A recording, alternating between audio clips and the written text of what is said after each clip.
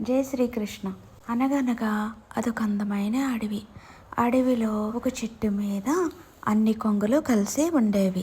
ఒక కొంగ మాత్రం వీటితో కలవకుండా ఒక చెట్టు మీద ఒంటరిగా ఉండేది. అన్ని కొంగలు కూడా ప్రొద్దుటే ఆహారం కోసం సముద్రం దగ్గరికి వెళ్ళేవి. వాటికి కావలసిన చేపలు తినేవి.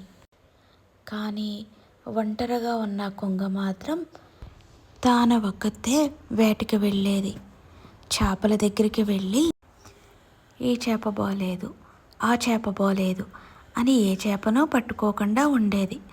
సమయం అంతా గడిచిపోయేది.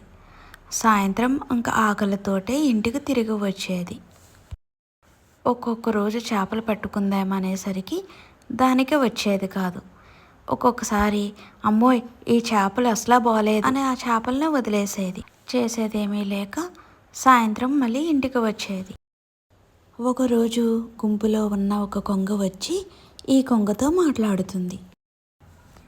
నీకేమైంది అసలు?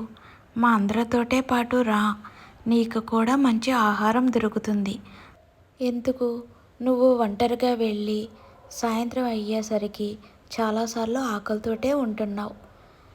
మాతోటి ఒకసారి వచ్చి చూడు, నీకే అర్థమవుతుంది అందరితోటి కలిసి ఉంటే ఎంత మంచిగా ఉంటుందో అని కొంగ చెప్పేసరికి అప్పుడు ఆ కొంగ సరే అలా అయితే రేపొద్దుటి నుంచి మీతోటి వస్తానని చెప్తుంది.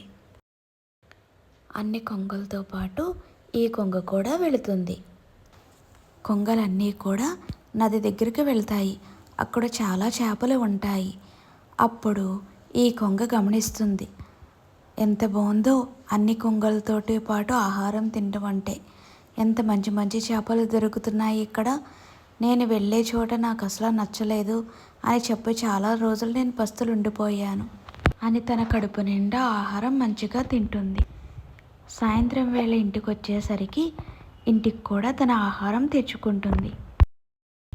అప్పుడు నుండి మిగతా కొంగలతో కలిసి ఉండడం నేర్చుకుంటుంది.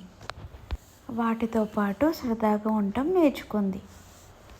ఈ కథలో నీతి ఏమిటంటే మనం ఎప్పుడూ ఐకమత్యంగా ఉండాలి. అందరితోటి కలిసి ఉంటే ఎంత పని అయినా సరే సులువుగా అవుతుంది. ఇటువంటి మంచి మంచి కథలు మీకు ఎన్నో కావాలంటే మా ఈ ఛానల్ని లైక్ చేయండి, షేర్ చేయండి, కామెంట్ చేయండి, సబ్స్క్రైబ్ చేద్దాం మర్చిపోకండి. శ్రీరామ రక్ష.